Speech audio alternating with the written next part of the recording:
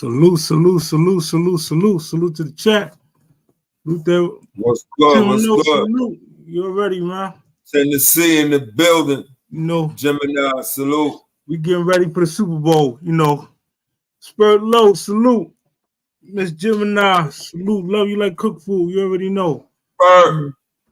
We're up here getting ready for the Super Bowl premiere. You know, just see what the Ravens gonna do, man. All I know, we're going to the Super Bowl. You know, Action Jackson.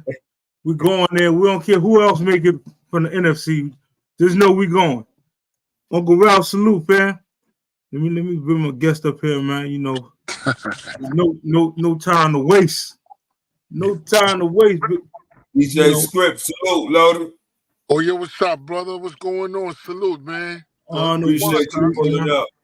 Appreciate you pulling up, man. Yeah, no Richard, doubt. man, you salute. I'm in the building, man. I'm in the building. Yeah, the chat litty right now, man. Don't forget to hit the like button, comment, subscribe, all that good stuff, man. That's right. We're in the building. You know what I'm saying? Man.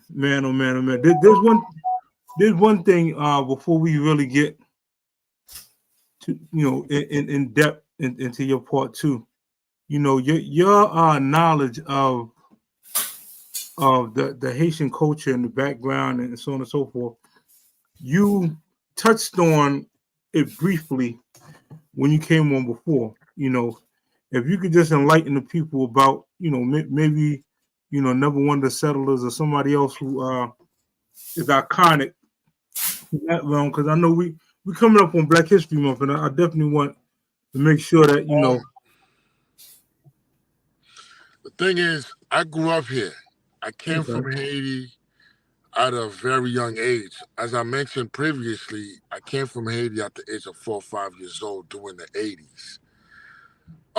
Doing all of this, journey, I was a little bit lost. Obviously, when you're young, your brain is not, mature enough to understand certain things. As you get older and you see yourself in the environment, you start picking up on things.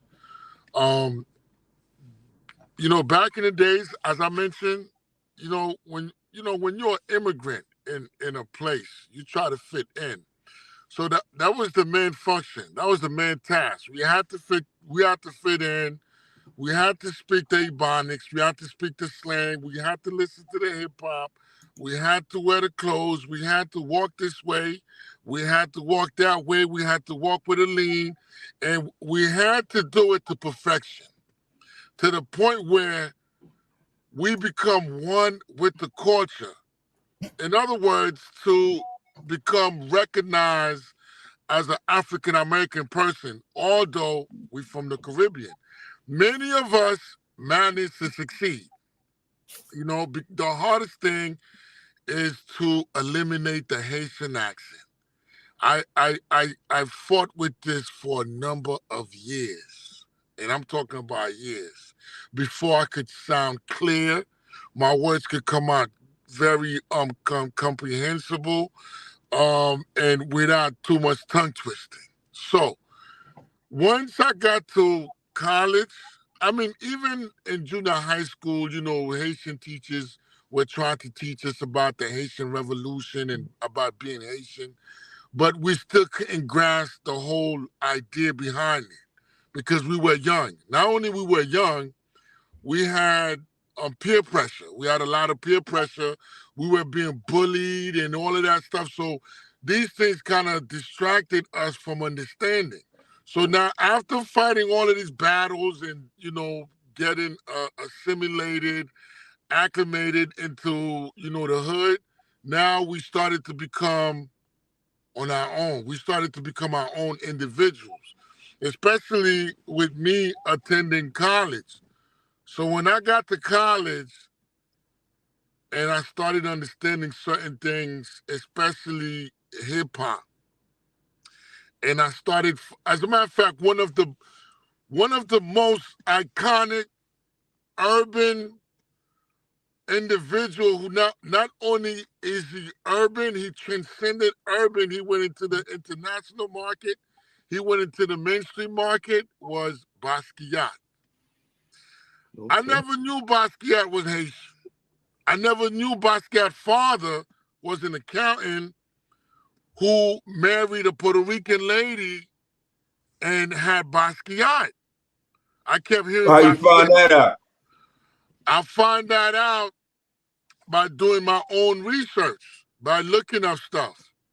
So when I look up stuff and I made phone calls and, you know, just to verify the information, come to find out Basquiat was Haitian. So when I found out Basquiat was Haitian, I was like, no way. No fucking way. The guy that used to sleep with Madonna,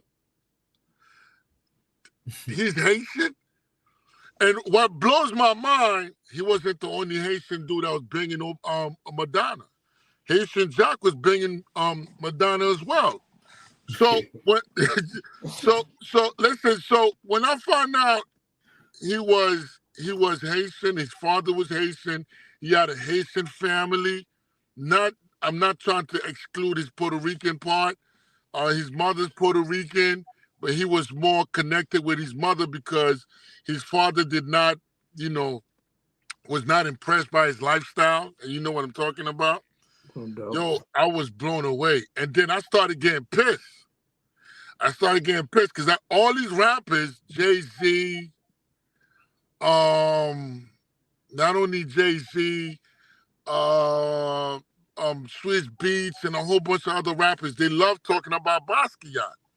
However, they never reference Basquiat is Haitian.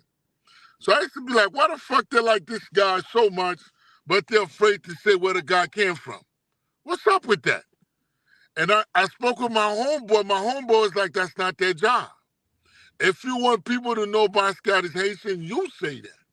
You do, because they're artists. They pick what they want to pick from Basquiat life. You understand what I'm saying? And you pick what you want to pick. At first, I was like, what do you mean? That don't make no sense. They know he's Haitian. Why did not say he's Haitian? He was like, that's not their job.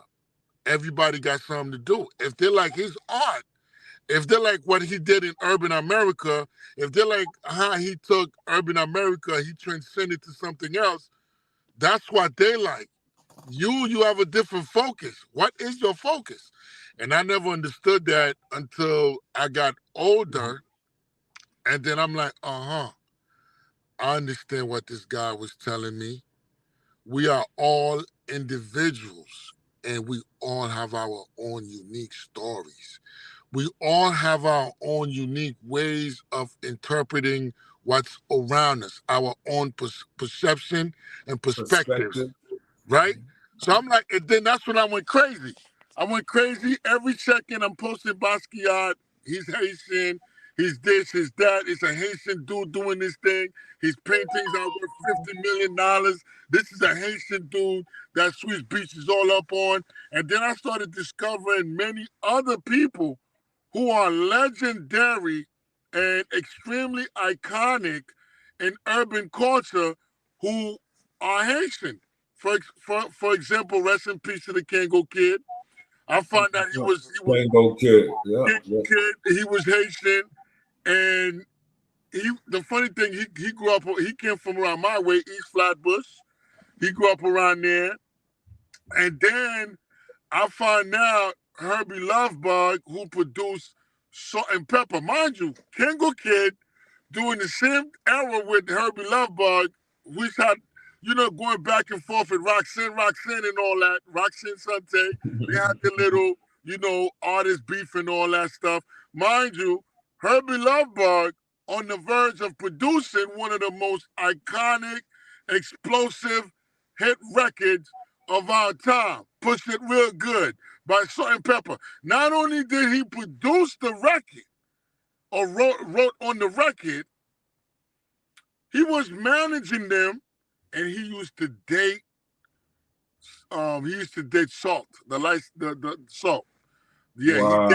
He dated him. He dated her. He dated her. So I'm like, what the fuck these niggas telling me? I'm fucking more hip hop than they are. Are you fucking kidding me? Why the fuck I cannot express myself the way I want to? Yeah, salute. Fuck these, you understand what I'm saying? Fuck these niggas. I'm more American than they are. I'm more American than American Pie. I lived in the fucking projects. I did all the shit that they did. The only difference is my family, my mother, my father, especially my father, he was extremely militant. He did not, the whole idea of running the street, he did not embrace that. He did not embrace the idea of running the street and being a vagabond. You know, when you grew up in a structured Haitian household, the most important thing to them is education. They don't care about nothing else. They don't give a fuck if you're gonna be Michael Jackson. They don't care. You have to be educated. That's it. And if you refuse to go to school, in my country, when I was growing up, not now, because right now shit is upside down. You a fucking outcast, man. Nobody fuck with you. And you were looked upon as a dummy. That's where I came from. Yeah, you if you dropped out of school, you don't like school, you are an outcast. Nobody wanna fuck with you. As a matter of fact, I think America saved us. If you can't speak French, parlez-vous français, oui, you ain't getting no pussy, nigga. You see over here, you gotta wear polo to get some pussy, right? And hey, you gotta speak French, nigga. Parlez-vous français? That's right. If you can't speak French, because when you speak French, that means that you in the other class. You on another level. You know what I'm saying? You educated. Oh. Yeah, that's right. That's right. Oh. That's right. That means you got class. That means you got je ne sais quoi. You got koof. That's what that means. So that's where I came from. And the funny thing about it is, many young Haitian and Haitian Americans, they don't know these things because they did not grow in that environment to actually soak these things in. And I know it. When I see them online, some of them do. Some of them have the layer. When I see them online trying, doing that thing, I'm like, man, he didn't have it as bad as I did.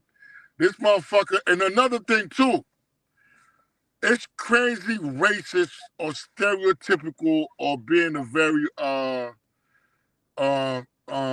discrimination, like when you Haitian. I'm gonna explain this. What I mean by this. You see, some Haitian parents they have Haitian American kids.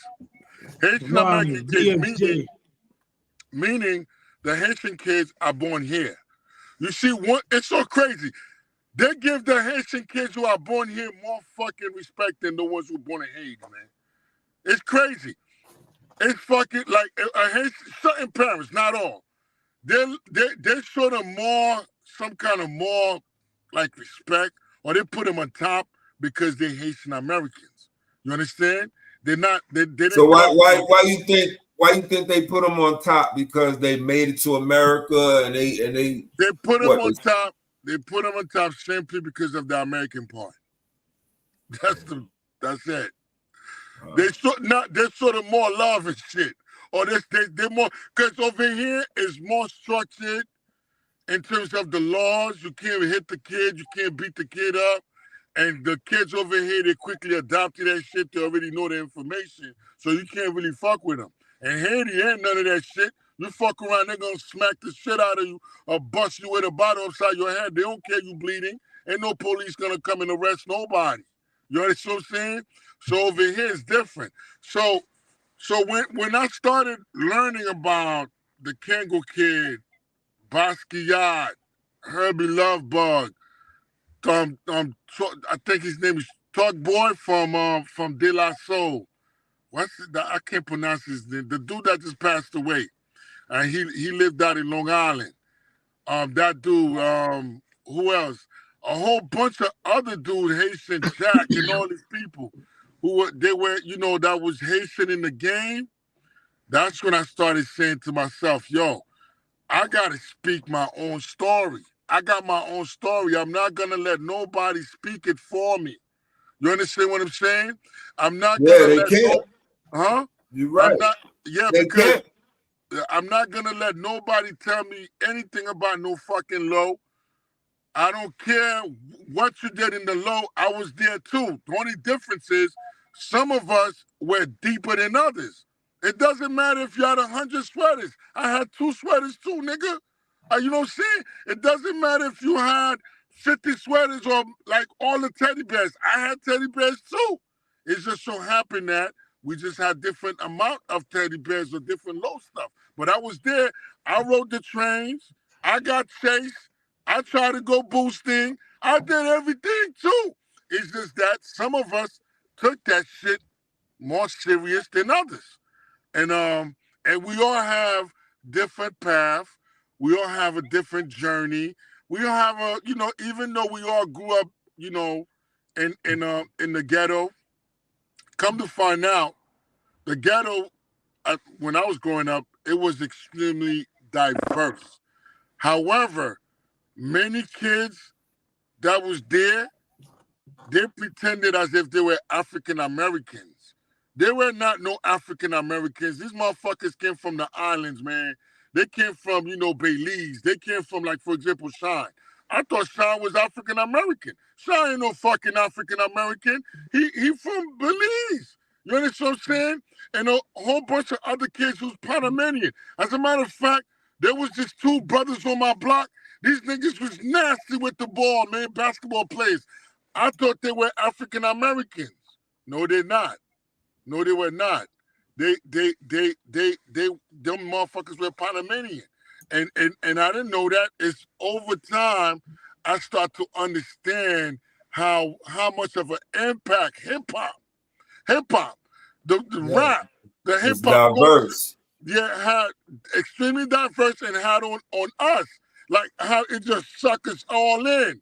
It made us all look like we were African Americans wearing Timberland boots, baggy jeans, 3/4 coats, bombers, and all that. But most of us came from the islands, man. Jamaican niggas, Haitian niggas, Panamanian niggas from Belize, Barbados, even Africa, man. I had a couple of dudes on my block who came from some countries in Africa.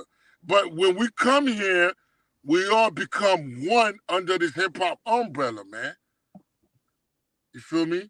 And it took a long time because I thought all the polo niggas were American. I thought all the polo dudes were African Americans, man. I was lying to myself. Nah. You know what I'm saying? Nah. Not at all. That's right. And that's when I went on.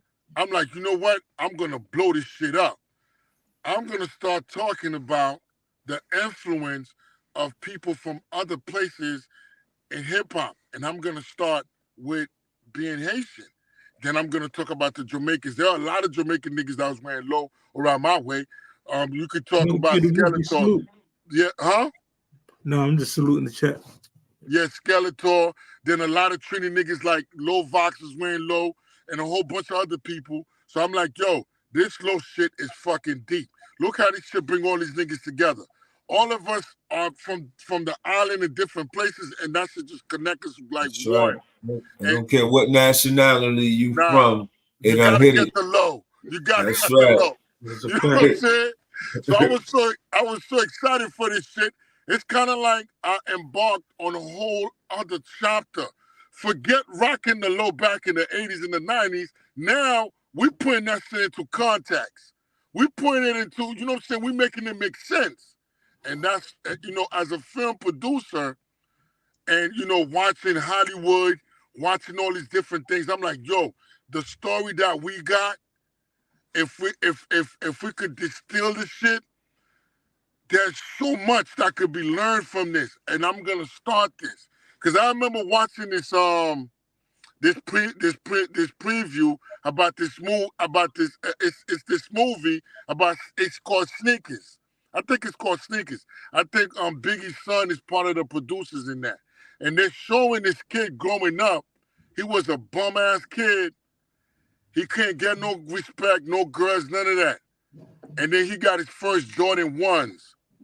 When he got his first Jordan 1s, he became the topic. Motherfuckers was trying to rob him for the Jordan 1s. He was getting girls. I'm like, motherfuckers, this is the low game, nigga.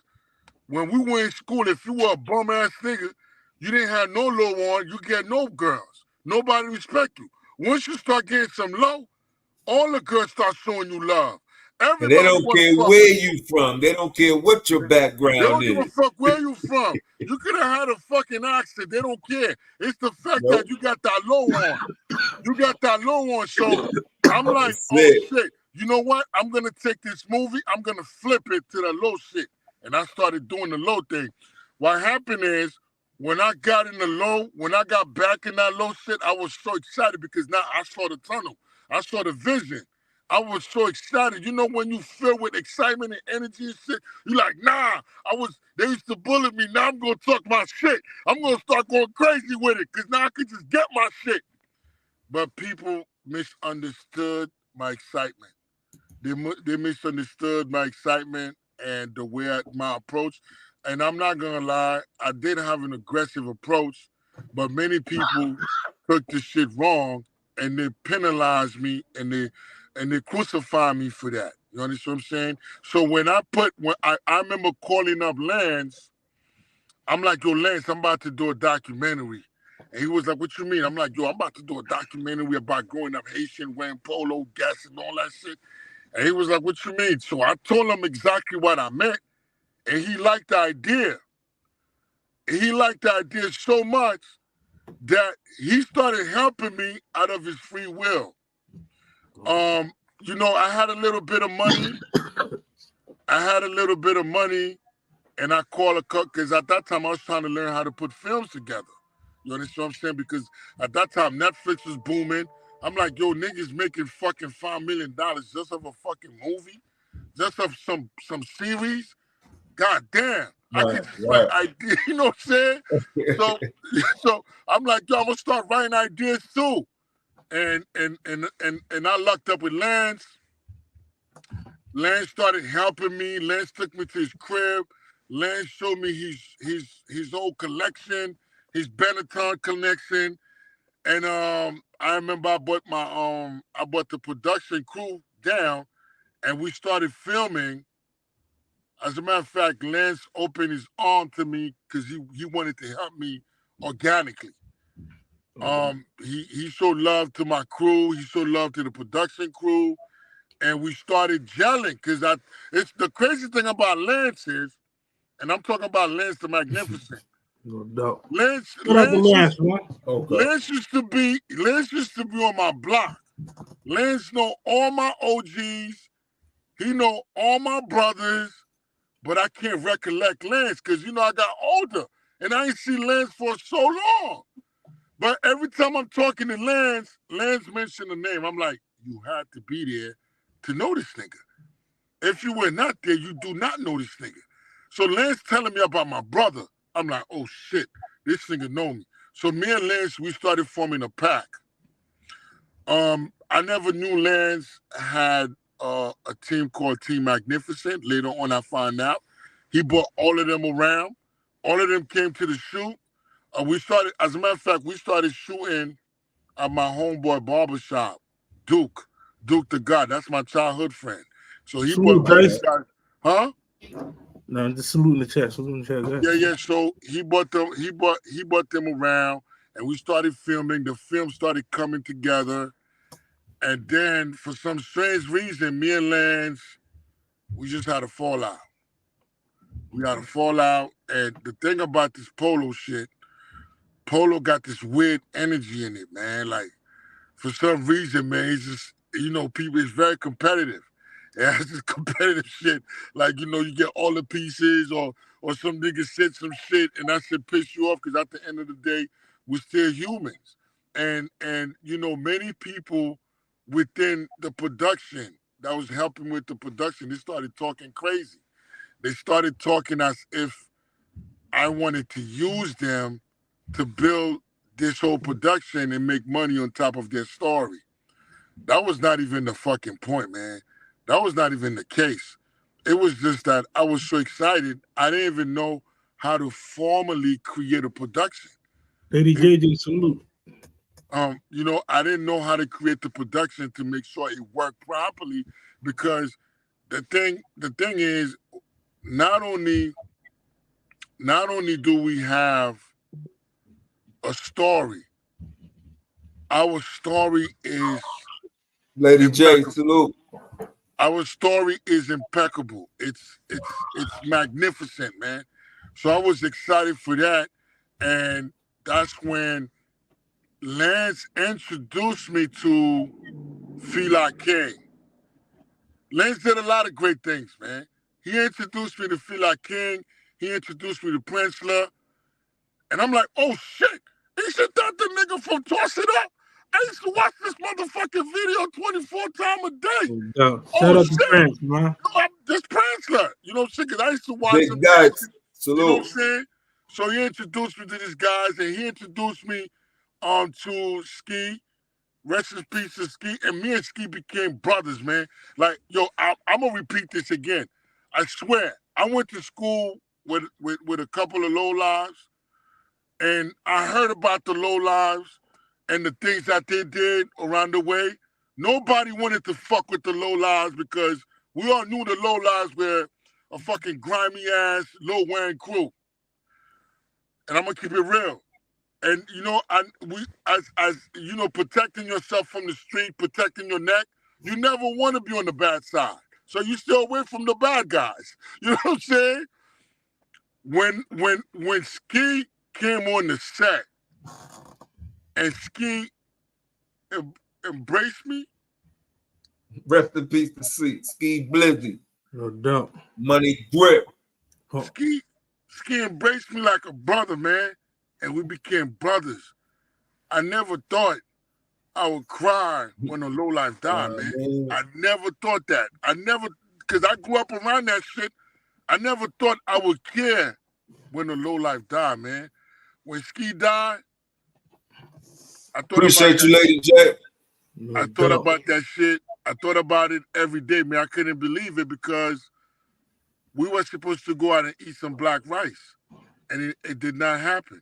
Every time we were supposed to link up, something happened. We didn't get together, and Ski used to invite me because I thought after the scuffle, the scandal with me and Ed and 40 at the Deuce, Low Goose and the Deuce, I started to restrict myself. I started to prevent myself, and I started to stay away from all that polo stuff because I got kids. I'm responsible for my kids, and if I'm not around, nobody else gonna take care of my kids. So I'm like, you know what? I don't want to be around this shit. I don't want to be around this because I ain't gonna let nobody test me or pull a fast one on me, and for me not to protect myself or do something. So I didn't want to do nothing stupid, so I don't go around. So Ski used to be like, man, Scripz, don't worry about that shit. Come on, nigga. Come on. That sounds like him, too. Yo, listen, man, Ski used to be like, that's maybe you don't know me. Maybe you don't know who I am. I'm the one I'm one of the finest. Yo, if I say nobody touching you, nobody touching you. But I was like, man, you know what I'm saying? I wasn't worrying about people touching me. I was just, one thing that my father and my family taught me, yo, stay in your place. If you don't want no problem with anybody, just stay in your place. Now, if they get out of place, if they get out of line, that's something different. Just stay in. That's the thing, too. Fucking being Haitian sometimes, it makes the kids very submissive. You know what I'm saying? But they were telling me for my own good, stay, when I was growing up, stay in your place. Don't go look for trouble. You understand? So that kind of ingrained in me. And I'm like, you know what? People did not welcome me and this polo stuff. I'm gonna stay away from these dudes. I'm gonna stay away from it. I really don't care about it no more. And I didn't go around it. That's why, I think I went to the Low Goose and the Deuce once or twice, and I never returned. I went to a barbecue, I think, once. I went to some Easter stuff, and then I'm like, you know what? These guys don't even like me. These polo motherfuckers don't even like me. I'm staying away. So let me ask you something, right? We know, we hear you say the polo niggas didn't like you. So what about when you came to America? Did you ever look at us like them fucking African Americans don't fuck with us? You know what I mean? They don't like me either. Well, I'm glad you asked this question, man. The drama did not come from us. The drama came from, it's crazy. Think about it. You're a black person. African Americans, they're black just like you, and out of nowhere, they just don't like you. So they don't like you. So if someone don't like you, you're not gonna like them either. You know what I'm saying? And someone's calling you fucking Haitian booty scratcher, Haitian body odor, go back to your motherfucking country. You know, after a while, you're gonna have resentments. You're gonna have resentments for that person as well, or for that crew, or for these people. If they don't like me, I don't like them. Because now you're gonna be like, here come these fucking black Americans. Fuck them. They're gonna start trouble. You understand what I'm saying? So that because it becomes a reaction. For every action, there's a reaction. You understand? So and if they was if they was using those words, then I can understand that. But I was looking at it from a different perspective as, you know, if you came from the island somewhere, you know, and you came to the school and you knew, like you said in your previous episode, that you're not going to be dressed up to par. So automatic, you're going to get ranked on back in the days. When we was in school, yeah, you ain't dressed up to par. It's like you a herb, like you ain't, you know what I'm saying? You ain't hit. So, but you said they was calling you out. Fucking Haitian, go back, boom, boom, boom, boom. Okay. No, listen. Everybody had it bad. You had to come to school fly. That's unspoken words. However, the Haitians had it extra hard. They had it extra bad because we couldn't speak English, and it's kind of like we were out of place. You understand what I'm saying? So we had to find a way to fit in. You understand what I mean? So if they're gonna bother this kid for like 10 minutes, a Haitian kid gonna get it for like a whole 2-3 hours. You know what I'm saying? You feel me? So this shit compounded with us because of our differences. You understand what I'm saying? But logically, the way we thinking, like, yo, why they don't just see that we black like them? Why they don't see beyond the clothes, beyond the accent? They didn't give a fuck about that. You understand what I'm saying? So that's exactly what happened until, you know, and the thing is, I can't fully blame African Americans. Sometimes nah, you shouldn't. You shouldn't. You know why? I don't mean to cut you off. You shouldn't. I'm gonna tell you why. Because we do that to our own and everybody. That's a fact. We're gonna rank you out. We're gonna even rob you. We don't give a fuck where you come from. That's right. That's get it? Right. But you probably, from your perspective, like they picking on them. Nah, we done picked on the same motherfucker was born in the U.S. The same motherfucker was born right across. You know what I'm saying? I got your point. Whenever I bring this argument, certain people say the same thing you say. But you have to be in my shoes to see what we're down, though. No, I'm not saying certain people attacked you with them words, and you know, I'm not saying that. I'm just saying that's why I said from my perspective. You know what I mean? Because we never attacked nobody because they was Panamanian or Puerto Rican, and you know, their language wasn't that good. So, you know, it was just I'm just speaking from the people we grew up. Get what I'm saying? Okay. But from your perspective, you thought we was all African American, right? But from my perspective, I know we had Panamanians, Trinidad, you get what I'm saying, Puerto Ricans, and all that. So I understand what you're saying, though. Well, to take it a step further, right? When you putting this thing into perspective, and many people do not understand how traumatizing the shit was. That shit still traumatizes me till today. Sometimes I laugh about it, and sometimes I'm sad about it. Think about it. Not only you used to get disrespected in your neighborhood, right? You got disrespected in the fucking school. No matter where you went. In front of the bitches? What? Some of the bitches will be the one doing the disrespecting. That shit hit harder, huh? That shit hit harder right in front of the girls. Yo, the only Haitian niggas that didn't have it bad was the fly, light-skinned Haitian niggas, coolie hair niggas. Them niggas got a pass. You know what I'm saying? They got a fucking pass because they coolie hair And some of them are very smart. They know they speak with an accent, so they don't talk. You stay quiet. You know what I'm saying? Because the minute you talk, people are going to be like, where the fuck you from? Why you sound like you Haitian? You understand? Shit like that. So some of them will stay very quiet. They just, they go through the day. Like, they got their coolie hair, their wavy hair, light skin and all that shit. They don't look Haitian. So, you know what I mean? And they got by.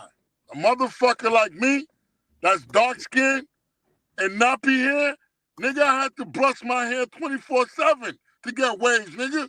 I had to get that nap out, nigga. I had to fit in, bro. I had to really, you know what I'm saying? So when I started fitting in, I just started saying that at one point, motherfuckers thought I was African American. You feel me? So and then when I look at it, I'm like, this shit really traumatized me. I still talk about this shit 40 years later. You know what I'm saying? Man, listen. Hold on for 1 second, right? Because I'm looking in the chat and I see someone when I was growing up, he was my bully. He was an individual. This Tion was my bully, y'all. He the one. Listen, that's my cousin Tion from the John. Listen, he was my bully. He was the one, shoving them hangers up my back, made me look like Jesus Christ. Tion was the one, man. Tion, you should be ashamed. You should be ashamed of yourself. Your own cousin. Cousin. But you know what? It was growing pain. It's part of the journey. It helped make many of us stronger. Yeah, that's it. And it give us a better perspective of street life. You understand what I'm saying? So right. I'm not, because at this point, we all have knowledge of self. There's so much information. And we all know that we all came from similar places. And the information is there. So calling somebody else, out of their culture or disrespecting them, that is ignorance and that's childish. You understand what I'm saying? Because we're at a different point now. You understand? I think what I was trying to do, I was just trying to use the experience that we went through in terms of, being part of, urban society, fashion, style, and all that, to use it as a reference point or as something to educate people. You understand what I'm saying? You feel me? I use it as a lesson, as an experience that could teach other people. This is what happened. You understand what I'm saying? That's right. But let me ask you something, right? Let me go back to what you said. I know you said you was at the Logos, right? Mm-hmm. And you had a scuffle. You said with Ed? Yeah, I had a scuffle with Ed. Go ahead. I'm like, I never knew it was any. No, what happened like was, you see, what happened was when I came in, everybody started knowing who I was. And I'm gonna be honest, I ain't no street motherfucker like that. I mean, I grew up around here, so everybody wanted to know my car. They wanted to know where I came from, what set, what this, what that. And I'm like, what the fuck y'all talking about? I grew up on Crown Street in Nostrand. That's where I came from. I didn't, you know what I'm saying? Half of y'all niggas, I don't know y'all niggas. Why y'all niggas gotta wanna know where, they wanted people to vouch for me and all that shit. So which means I went in a whole world, a whole different world.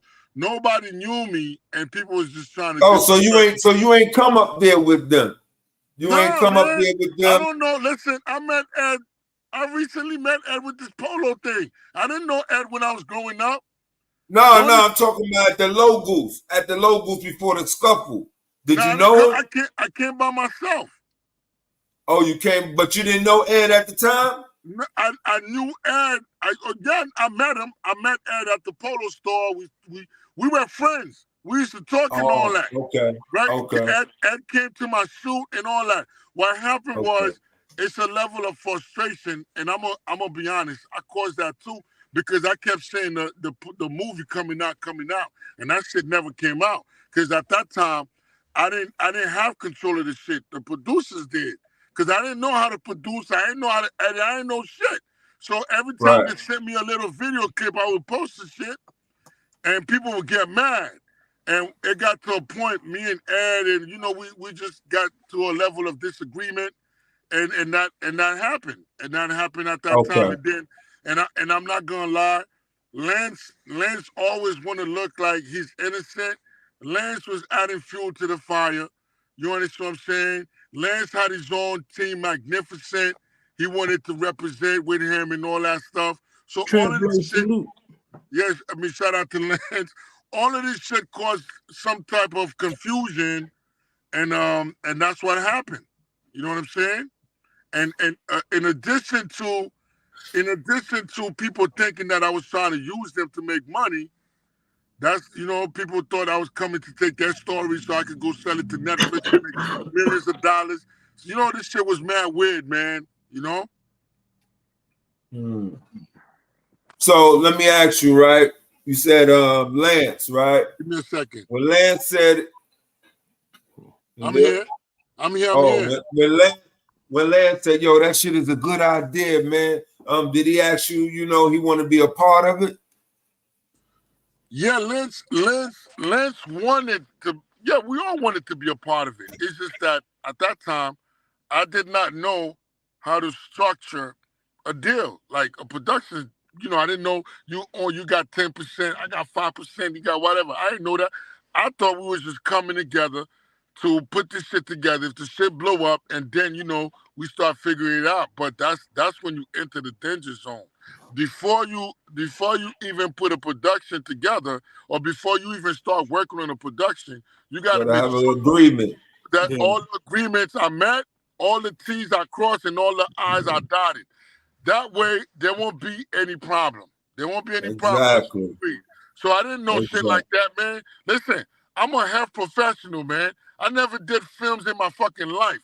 You understand what I'm saying? So now I'm embarking on a whole new beast, a whole different animal. And people thought I knew what was going on. I didn't even know. All I wanted the story out. But later, when I find out how great of a story the shit is, I'm like, damn, I dropped the ball, man. I dropped the ball big time. Because now I started seeing Master Pill. Master Pill did some shit similar to my shit. Then Ralph Lauren did something similar. I'm like, these motherfuckers are biters. Look at it. You understand? And I got zero credit. Nobody, because the thing is, at that point, I already fell out with everybody, so nobody wanted to see me win, man. You feel me? Well, let me ask you a question. Where because it's a lot of people in the chat who ain't really in the polo culture, right? So, we keep talking about film. Where can they find the Haitian polo documentary? It's on YouTube. Let me grab the link for you. I'm gonna grab the link right now. Give me a minute. Give me 1 minute. It's on YouTube for free, man. Shoot, if that's the case, I'd have dropped it as a series. Yeah, I'm gonna drop it right now. Give me a second. Let me Yeah, we're gonna with your permission, we would be glad to yeah, no doubt, man. To me, it's not because I'm gonna do part 2 anyway. So it's better to get this shit out. Yeah, definitely we're gonna put cross promote. I mean, that's no matter how you look at it. Salute. King Cuggo, salute. You already know, man. Greg the Dread. Hey, Cuggo, look at Tion sitting there, sitting in the chat in the bushes.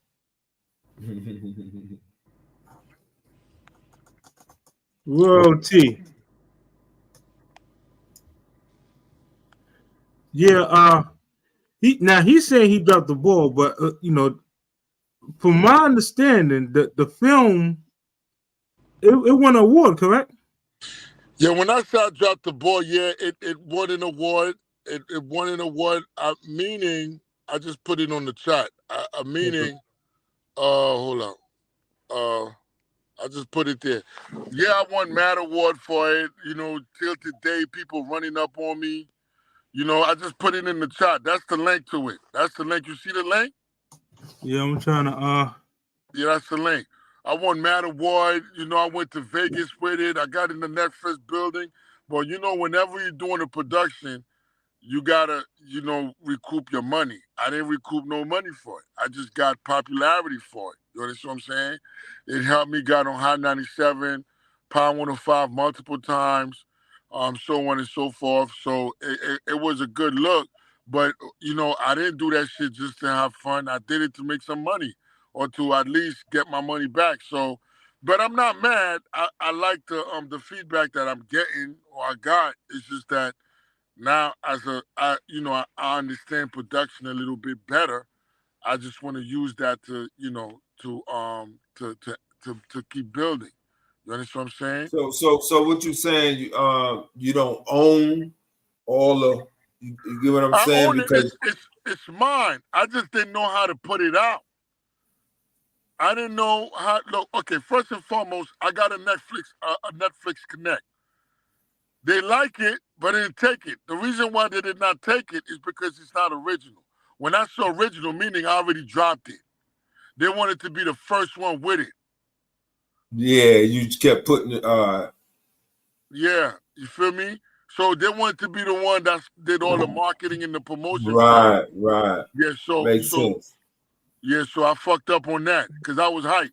I was super hyped. I was like, finally, I create some shit that's gonna take me out of here. But I spoke too soon. You feel me? Yeah. So, you know. You do it again, though. Yeah. I mean, look, it's possible. You do it again. It's possible. Man, Or a whole nother show. You never know. Man, Movie, anything. You know what I'm saying? we went Definitely. in. I'm definitely gonna do the sequel. Definitely. Yeah, Definitely gonna do the sequel. It's just that, you know, I'm a little bit busy. I'm doing so many things. I want to really focus on it and do it right this time, you know? like I said, I'm gonna definitely show the video and you know give people accolade Ghost card salute with the film because you know, Ghost. like I said, it's a lot of dope scenes and a lot of good information in the film. Yo, it's a lot, man. Like I said, you know, this story's not my story. As a matter of fact, when I was doing this film, I wasn't gonna focus too much on the polo shit. I just put it in there just more like a marketing scheme. But the people that was doing the film, they took that shit because when they discovered the power of polo, they put it around polo, bro. Like they just said, okay, since this shit is still relevant till today in certain culture with certain demographic, we just gonna tie that shit around that and take us out of here. Cause you know, I just got into production. I didn't really understand production. They did. You understand what I mean? So by the time I figured it out, man, you know, they already got control of the whole film. You feel me? Okay. Cause I'm thinking like, you know, it's a lot to definitely a lot to take in. I could just imagine because you know, even when we started ULL, you know, I know the trials and tribulations. Nah, man, it's not easy. That we had to go through to even get off the board. You know, It's not easy. And you know, 10 years later though, we still here. You know, it's not so easy. It's not man, easy. you know, we definitely want to salute you, and like I said, we're gonna do our best to cross promote. Plus, I got to make time to you know. I'm actually coming to New York. You gotta come through, man, so we can do that book review, man. Yeah, we'll come sit on the platform and Yeah, man. The watch I gotta come through too, man. Everybody's welcome. You know what I mean? Because I'm building my shit. no doubt. I started working on my Pound 105 every Saturdays. Okay. And I realized I didn't need to be there because, you know, with the effectiveness of the internet, anybody could build a platform. You just gotta have the tenacity you got to have the commitment, and you got to have the consistency, man. Once you got that, then you got to have some dope stories, some dope guests, you know, some shit that's going to shake the culture, some shit that's going to make people want to watch the shit and then pay attention. Once you could get that going, it's not easy now, because I've been doing my shit for a long time. Yeah, and yeah. it's just now I'm getting a little bit traction. But the more Yeah. consistent you remain, the doper the stories get, the doper the presentation, you know, the quicker you're gonna, you know, get some traction and get it going. I keep on your last video, I reposted your link for your YouTube page. But what I really need, any one of my mods, if y'all could drop his link for his you know, because he got his whole a whole platform, you know, the show is dope. Like I actually been over there. Listen, actually, the show is helping me connect with, you know, people that I was looking up to. I used to look up to as a kid. As I told you recently, I was, you know, I got connected with Herbie Lovebug, little brother, and he came to the show. He came to the show, and he came to the show, and I met, and I'm about to interview Pop Smoke, entertainment lawyer. You know what I'm saying? He's a Zoe. You feel me? Hopefully, you know, it happens. And countless, you know, Fuji's first DJ, Wyclef, little brother, me and him, we tight right now. You know what I'm saying? And I just did a record with him. That's all because of the show. That's all because of the show. Yeah. And countless people. It's just that, you know, I'm gonna keep it real. I'm gonna keep it funky. When you're doing a production and it's only you, that shit is not easy. A lot of people don't know editing is the most tedious shit. You know what I'm saying? You got to edit properly. You got to make sure you get the right cuts and all that stuff. Give me a second. There's so many shit. Give me a second. Give me a second. Well, no, you good.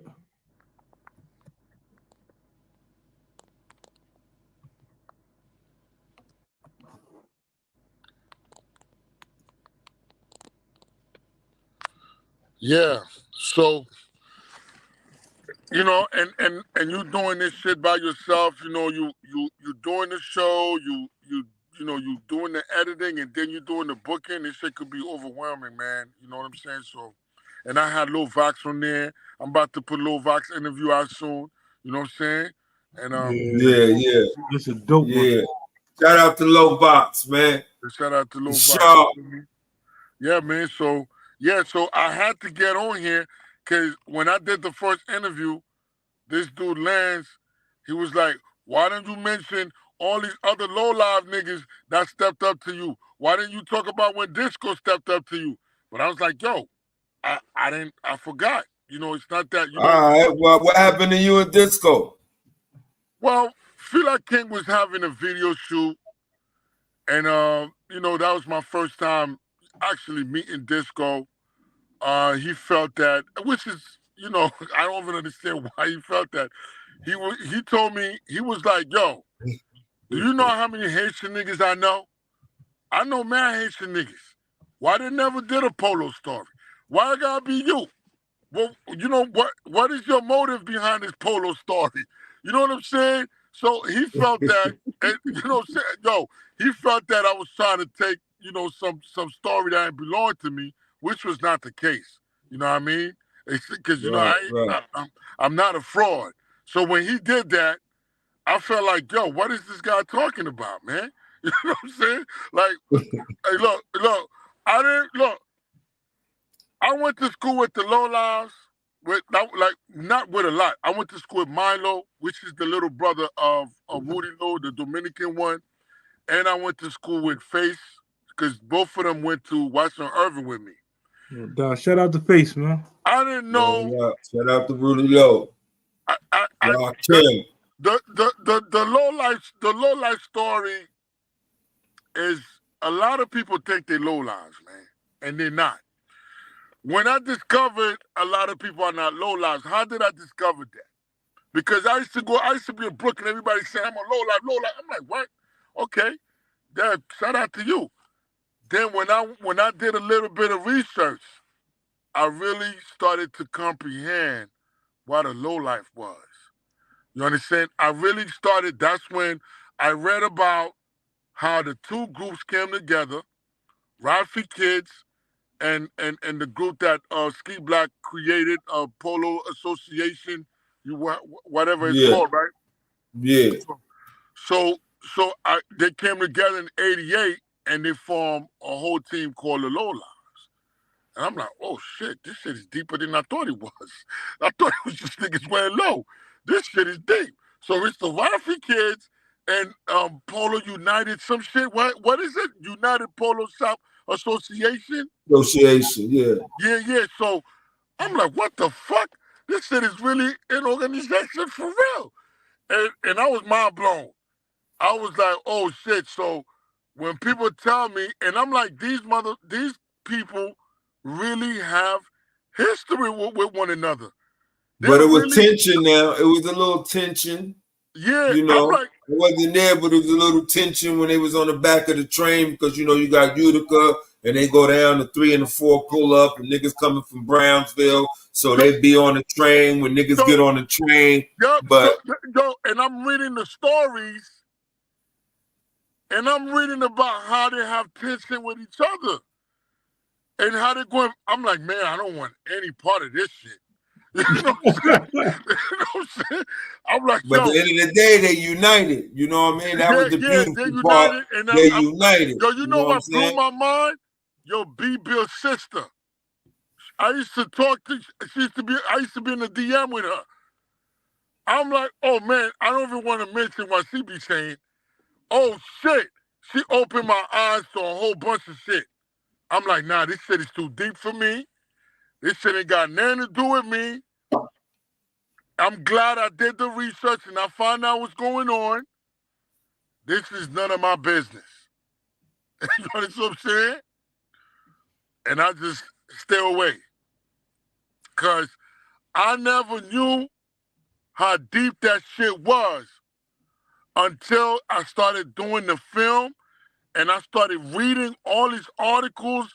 I started talking to all these people. That shit is deep. So this is why I say when people call themselves low lives, how are you a low life? What makes you a low life? You understand what I'm saying? These people, they actually grew up together as kids. They got a connection that many of you motherfuckers don't have. You know what I'm saying? They have an understanding. They have an experience that you were not there to experience. You know what I'm saying? And then that's when I'm like, yo, because I used to be like, what's wrong with these guys? And you know what I mean? And then when I started researching this shit, I'm like, nah, this shit is deep. This shit is deeper than just Ralph Lauren or Rand Polo. These dudes and these ladies, they have history together. They're like brothers and sisters, man. And I just left it at that. And I'm like, you know what? I got a question. I got a question, right? You Haitian. Facts. Ed Haitian. Facts. Lance Haitian. Facts. Right? Yeah. So I'm going to call out them 3.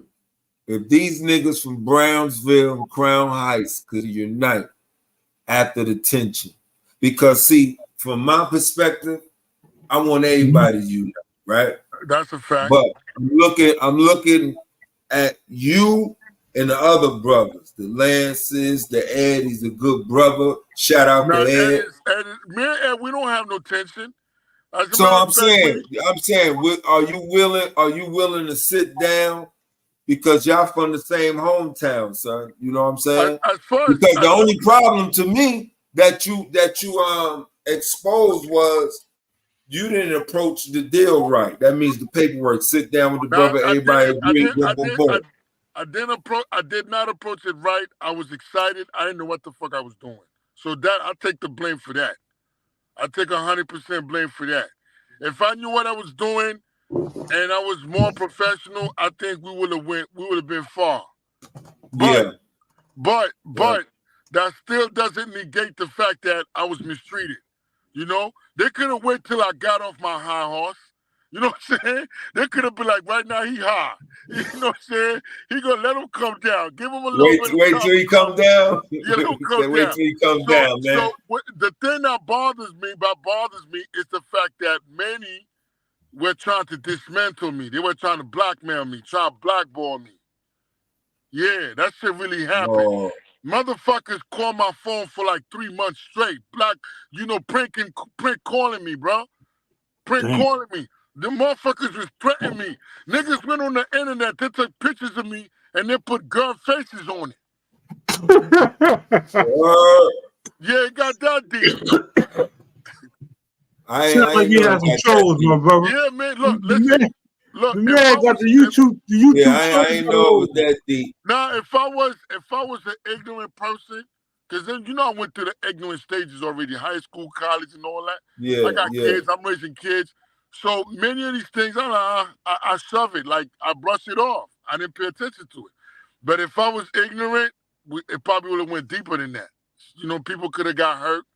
Shit like that. But I didn't let it bother me. I just slept on it and moved on. You feel me? Because there's a point in life you reach, you have to have a level of wisdom and understanding. And I'm glad I got to that point. So as far as all of this concerned, I never got myself tangled in it to the point where I'm gonna get hurt. You feel me? So me and Ed, we cool. As a matter of fact, I went to a fundraising event he was having. I went to his joint. I don't have no problem with Lance. As a matter of fact, the reason why I'm here a second time is to address the whole Lance situation because he felt that I called him out wrong last time because, yes, he did. Lance, I don't lie. I tell the truth, brother. When I did the premiere, I was so excited to do the premiere at the theater. I invited everybody. And I invited Lance. I invited the whole team, Magnificent. Lance was the head. Lance, he doesn't like it when I say this, but that's the truth. He made the other Haitian guys did not come to the premiere, and he trying to. So you saying Lance told them not to come? Don't fuck with that shit. Don't fuck with it. Yeah, but I don't want to take away from his good deed. In the beginning, he made a lot of phone calls. He invited me to his house. He introduced me to Fela King, to Ski Black, to Princeler. Yeah, he was very much for the project. It's just that we fell out. We fell out, and then his evil side came through. You understand? Now he felt that I shouldn't get the glory for the project. Man, what you mean? It's my money. It's my idea. Yes, you did help, and I was on my high horse. I apologize. Before we spoke on the phone, I'm thinking everything was done, but it hurt me to I was watching the premiere and they were not there. That shit bothered me. You know what I'm saying? But I'm like, whatever. And then when I find out, because I had a feeling he was gonna do some shit like that, but when I find out he didn't come through, when I found out all that shit that happened, I was like, you know what? He's just acting like a little kid. Fuck it, just leave it alone. And I'm going to go my way. And I don't want to deal with this polo shit. I got to the point where I don't even collect polo no more, bro. I don't collect that shit. I don't want to be part of that. As a matter of fact, I'm selling most of my shit. Do I like Glow? Yes, I do. I like that shit. So you saying Lance made you shut the Polo Mansion down? Man, not only Lance, I didn't like how I got treated from these niggas. Oh, the whole team. The whole team. Not the whole team, the whole polo scene. I hated that shit. I felt like I was a scapegoat, man. You know what I'm saying? And the funny thing is, it's like people wanted me to shut up. Motherfucker, I've been wearing this shit since the fucking 80s. I'm not gonna shut up because I didn't know you in the street. That's what I used to wear. I got my own OGs. You know what I'm saying? You got your OGs and I got mine. You know what I'm saying? And I wasn't trying to disrespect anybody.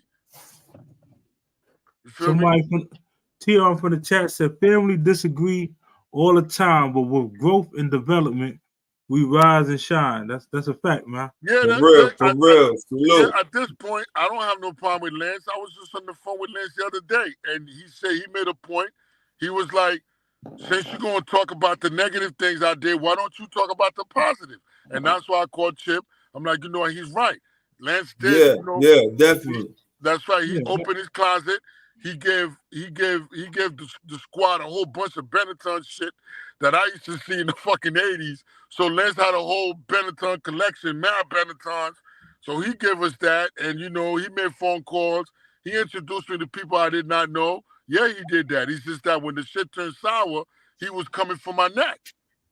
You know what I'm saying? Listen, I don't think I ever revealed this.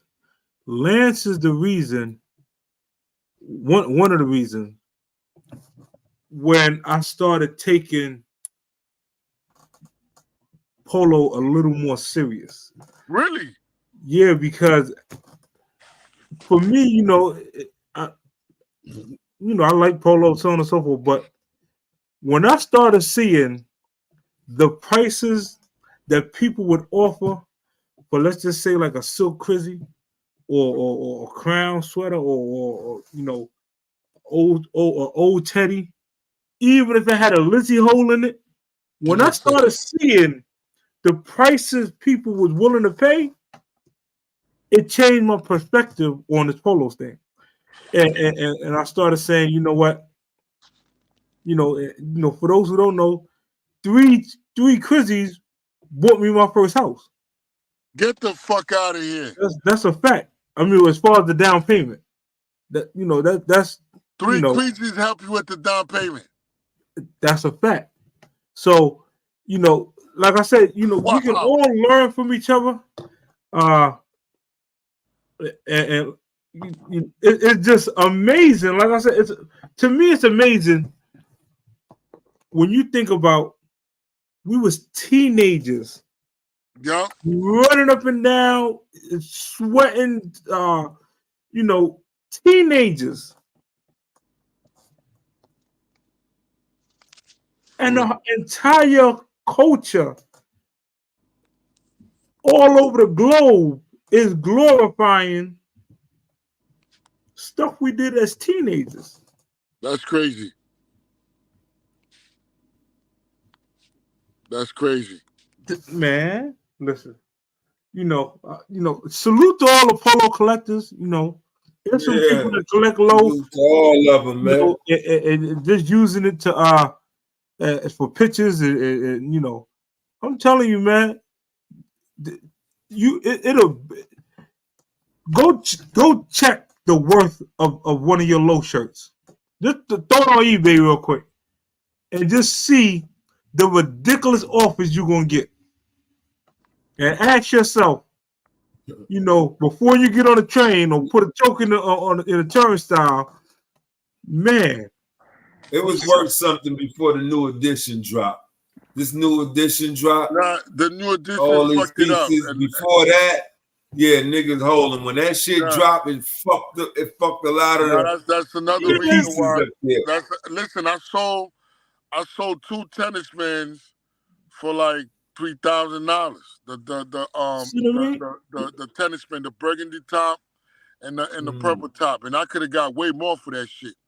I got about $3,500 for both of them. See what I mean? Like, listen to the prices you saying. What are you brand new? For a fucking shirt, that was like $100 back then. Listen to what you said. You know what I mean? Like, think about it. Listen to what you. This shit better. Listen. Yeah. This is better than real estate. I just sold shit for about $3,000 recently. Listen to what we said. Low. Them shits had Lizzie holes in it. One of them had an ink stain. Yeah, ink stains, Lizzie holes, they don't care. Yeah. That's classic material right there. Facts. You know what I'm saying? Classic. But yeah, man, we definitely appreciate you pulling up.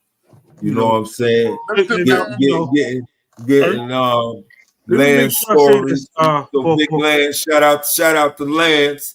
Yeah, You And know, listen, he definitely opened his doors. He provided. He hit you with resources. yes, He he reached did. out, connects.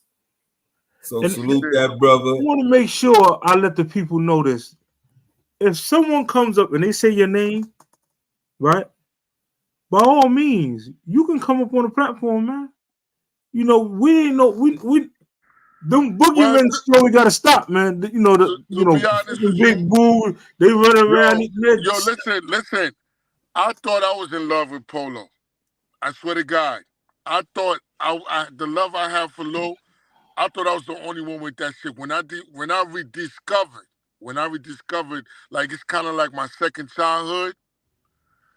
I'm like, oh shit. I saw a bunch of niggas rocking Low, and I'm like, these niggas love this shit way more than I do. This shit is insane. You know what I'm saying? And you know what I mean? So I'm trying to collect shit. Niggas already got all the pieces that I'm looking for. And I know niggas, I'm not gonna mention their name, they're like, nah, I'm not giving none of my shit. Oh shit. And they got 2 and 3 items of the Yeah, same. some of them got 4 items. Matter of fact, I'm like, bro, you're not gonna give me one. Here's the money. You're like, nah, bro, I'm keeping my shit. Whoa, I couldn't believe it. And yo, I was like, that shit, in a way, that shit made me pissed. I'm like, there's a nigga out there that love Low more than me, nigga. You know what I'm saying? Man, And that's then, a fact. even my kids, I put my kids onto it. And I put them onto the whole little story. Especially my daughter, man. And I told my daughter, I'm gonna teach you the price of these shits just in case something happened to me, cause some motherfucker gonna try to give you $20. Them shits are not $20. Them shits got value. You understand what I'm saying? So I already put her up on game because you know, they Right. might not like it, but the other people gonna fucking want that shit. And I'm like, yo, you gotta get the right amount for it. You know, don't just give it for $50. Ask them for real bread, and they will pay you. Cause sometimes when I do transaction, I show her how much I get paid, and she's like, "What the fuck? They give you this for this bullshit?" I'm like, "Bullshit to you, classic to others." You know what I'm listen, saying? That's Yo, you know what I'm saying? Yeah. So yeah, man. Look, man, the Low, it's a part of my life. It's a part of me. It's just that, growing up, becoming wiser, understanding, how society worked in terms of, how the white man operate. I don't feel it's appropriate to promote something that I don't own like that. You know what I'm saying? Every time we post up a Ralph Lauren picture, it's Ralph Lauren stocks that goes up. It's that nigga that's getting all the money. You know what I'm saying? We ain't getting no money. Did Ralph Lauren, I remember promoting the Polo documentary, and somebody asked me, has Ralph Lauren ever come to the hood and opened up a library? Is there a Polo library in your hood? Is there a Polo school in your hood? Why do you? And I didn't know how to answer this shit, but now I understand what the dude was trying to ask me. So basically, why do I put so much emphasis on this white dude clothes? And he doesn't even look at us the same. He's a businessman. And ever since he said that, ever since then, I have a whole different perspective of this Polo stuff, man. You understand what I'm saying? It's so crazy. Once you're attached, it's kind of like Jordans. We grew up wearing Jordans. No matter what they say about Mike, nigga, fuck you. We still gonna rock our Jordans. But let's put things into perspective. What is this thing doing for us as individuals and as a community? So this is how I look at it. Yeah, if I walk into Macy's, I see a nice polo sweater, will I buy it? If I have the money, chances are I will buy it because, like I said, it's a part of my growing up. But when you taking something, you putting the shit on a pedestal and you don't own it, that's a different story right there, man. You know what I'm saying? unless you got stock in it. Unless you got stock in it. Let's you know, wild up Yeah, having stock in it, Having stock in it is one thing. It all depends how much stocks you have in it. You know what I'm saying? You know what I mean? Because I play the stock market as well. You know, if you got a good, decent amount of stock, when the shit goes up, you make some money, it's okay to buy Ralph Lauren. You understand? Because you're gonna get your money back. But if you just a lot of people got that same perspective because you know y'all outside looking in. But if you look from the roots, back then it was free, right? And as it was free, check it. That's right. This is a whole nother dimension. This is a whole nother dimension. Back then, in the golden era, it was free, right? And we were supplying the community with the low shit for half price. Can I add something to that? You know what I'm saying? Can I add something to that? Brothers lost their lives on the way. Can I add something to that? You know what I'm saying? Niggas got killed. So we pay homage. And that's our uniform from back then. You get what I'm saying? Because you can't look at it now than back then because shit was free. And that's our uniform. You know what I mean? Yeah, but can I add something to that? Absolutely. Sure. Back in the days, and I remember this shit clearly, a bunch of young dudes, they used to meet up on the block and they would hit up the stores. But not everybody came back with everything, with stuff. Some people came back with their two hands. Yeah, you know what I'm saying? Right. Not everybody came back. I remember, crazy. I remember going to Macy's with the childhood friends of mine and Teddy. Teddy's this low profile kid, you know, that was wearing mad low back in the days. He started very young and now he's in the industry doing his thing. Teddy was way younger than me. Yo, Teddy came out with crazy shit. I didn't even come out with one bar of soap. I didn't know what the fuck I was doing in there. You understand what I'm saying? So I say this to say that many kids in the hood, they know how to boost. They know how to get theirs. But not everybody could boost. Not everybody know how to boost. Because boosting is a skill. And sometimes it's a fucking talent too. You understand what I'm saying? Not everybody could go in there and walk out with 3, 4, 5 sweaters. You know what I'm saying? That shit is a special talent. It's a special skill. And I've seen it with my own eyes. I try to boost and I'm getting caught. And my man is laughing. And he walking out the door with a goose on him. See what I'm saying? That's a fact. So now, but the common denominator is everybody got to get fresh. You know what I'm saying? So how you gonna get fresh? How was occurring is you had the people who couldn't boost, but then you had the elite boosters that were supplying the hood for half off. Well, and I'm not gonna lie. Or trading. You know, we did a lot of trading back then. I was getting that shit from the elite suppliers. I remember my man Shotgun. And I just reconnected with him too. Salute. Yeah, I remember my man Shotgun in Washington Irving. Yo, he used to come to the school early in the morning and then he go boosting. And when he come back with like 10 fucking sweaters. Or you know what I'm saying? Or mad shirts. And I bought mad shit from that nigga. I ain't gonna lie. I remember when I went on the block with the Indian head. The block shook. The block shook. The block shook. Hey, where the fuck I got this from? I got that shit from Shotgun, nigga. You know what I'm saying?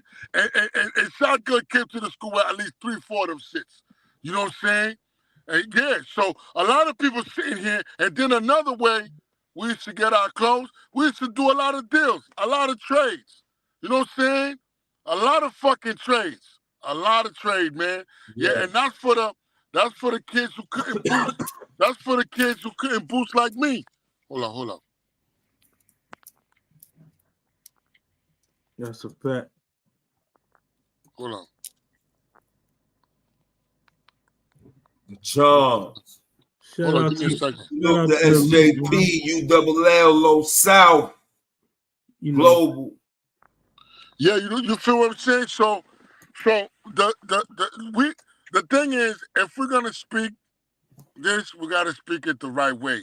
Not everybody was boosting. That's why sometimes when I see that shit, I'm like, man, this motherfucker ain't no booster. I could tell he wasn't a booster. You know what I'm saying? So we have to speak that shit the right way because not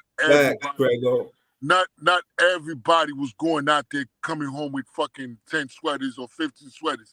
Some niggas, they were slick. They were stealing their friend shit. You know what I'm saying? They were, you know what I mean? Let's keep it real. Yeah. Some niggas was running up in niggas' house, stealing their friend shit. Pull up. Huh? Nah, go ahead. I hear you. Yeah, so that's what it is, man. Listen, I had dudes like Skeletor on my block. This motherfucker would come back with 2 duffel bags loaded with low. So you know what I'm saying? So shout out to Skelly, man. Yeah, man. Don't get Skelly interview too, man. Yeah, no doubt, man. So listen, man, this is something, man. There's so many levels to this shit. It's a magnificent tale, man. And I was so excited to come around that shit growing up on my block with all the fly niggas. When you see fly niggas grabbing shorties and doing whatever they want with shorties, you want to get fly too. Cause you know what I mean? You want to get fly too. So I grew up in that stuff, man, you know? And I'm excited, man. It's just that, you know, when I came back in it to really, cause you know, now I'm an adult, I just got reprimanded in a way I did not have to, you know what I'm saying? But it's all good, man. It's all good. No doubt, man. Yo, man, like I said, bro, we appreciate you. You're always welcome to pull up. Always welcome. Shout out to all the low lives, the originals, the Super Tribe, the Ralphie's Kids, the Two Front Posse, all the fucking polo teams all over the fucking world. It's crazy right now, son. Yeah. This polo shit, polo done took over the globe, man. But I would say this. It's a virus. I would say this. The young niggas, you know, because I got young niggas around me. They're not really into polo like that. I'm into polo. They're not. I'm going to keep it real, man. Like my little nephew, he's an artist. And I'm like, man, nigga, fucking wear this sweater, nigga. If you wear this sweater, when you go somewhere, nigga, they're going to see you and you're going to be on the next level. He thought I was bullshitting. So one time I went to perform with him. I went to do this lounge performance, and DJ Scripz was in there. DJ Scripz was like, you didn't tell your little nephew about the low? Shout out to DJ Scripz. That's right. DJ Scripz was like, yo, please tell him about the low. And then I'm like, you see, I done told you. Now, if you had the fucking polo, you know what I'm saying? If you had the polo sweater on, DJ Scripz will embrace you differently, motherfucker. You know what I'm saying? You don't listen. You know what I mean? And ever since, yeah, so I'm like, yo, this shit is beyond some clothes you think it is. This shit has magical powers, nigga. You know what I'm saying? You will walk in a room and people would be like, because, you know, sometimes, you know, I do industry shit. I would walk in a room and motherfuckers be like, yo, where the hell you got that sweater from? Where did you get that from? And I'm like, huh? Like, I'm talking to you. You know, to do with the polo sweater on. I'm like, you know, I collect them shits. And they're like, yo, he got to be from Brooklyn. This is Brooklyn, right? You know what I mean? Yeah. Now, Scripz, this is why the statement you just made is the reason why no matter what you went through with the documentary, with the, you know, the trolls, whatever the case may be, that feeling that you get when you put the low on, it is, like you said, magical powers. Don't let nobody take You're that. Superhero. Listen, it's more so, especially, you know, for us people that's married, now, man, low was the way of a lot of us met our significant others. That's a fact, man. Without the low, man, I probably would still be a virgin, nigga. You know what I'm saying? You know what I mean? I remember the low saved my life. I had a heavy ass accident. Was a fly motherfucker. I had my low. And the little shorties, you know what I'm saying? They give me some love, until I, you know what I mean? Until I got it right. You feel me? But you know what I'm saying? Yeah, salute, Chicago. No doubt, man. Yeah, man. So y'all really appreciate this shit. I gotta get out of here. No doubt. No doubt, man. Like I said, we're gonna let me see, what's today? Today Friday? Friday. We're gonna start airing. How long is the documentary? It's an hour and 36 minutes. Yeah, we're gonna start doing probably 15-minute clips and breaking down the Polo documentary so that we could get it out there. Well, the thing is, right now, I'm gonna try to do the sequel to that shit, but I'm just working on it. I'm working on the idea. We at a point in time where it's all about content. You know what I'm saying? If you got the right content, you got the right people behind it, it's gonna go somewhere, you know what I mean? Well, if you need some honorable stand-up foundation roots members to assist, man, just put the super trife signal in the air, man. We got you. Super trife. Whenever I hear that shit, I'm like, your niggas is ready to shoot and stab. You know what I'm saying? Put it in the air. Yeah, let's do it, man. Super trife hope life. You're feeling better, Lodi. You already know, man. Yeah, no doubt. Yeah, appreciate you, man. Just keep pushing, man. No all doubt. Gas, no brakes. You heard? Oh, you got it. All gas, no break. Let's do it. That's right, gas, no break, man. Yo, shout out, man. Shout out to everybody, man. Like, yo, listen, I didn't mean, look, I'm the type of dude, I can't lie. You know what I'm saying? I tell the truth about everything. I wasn't no sucker. At the same time, I wasn't no nigga running up in the spot, coming home with 30 sweaters. No, I wasn't. I was around people that was doing that. You know what I'm saying? But, it is what it is. You feel me? Yeah, we ain't glorifying the shit we did, bro. So, you know what I mean? Respect everybody, you know what I mean, what they did. Everybody play their position. You got it. You got it. Be good. No doubt. You know what I'm saying? But salute the chat. Salute y'all. And we're going to see you next time, man. No doubt. No doubt. Same bad time, same bad station, you heard? It's real, boy. It's definitely real. Matter of fact, let me hit that little Yeah, let me hear that shit, man. It's take real, HDM boy. On the album. You heard? They're gonna get the story behind it. It's real, boy. Let's do it. Y'all mark, y'all. All right. Salute. You already know, man. On that note,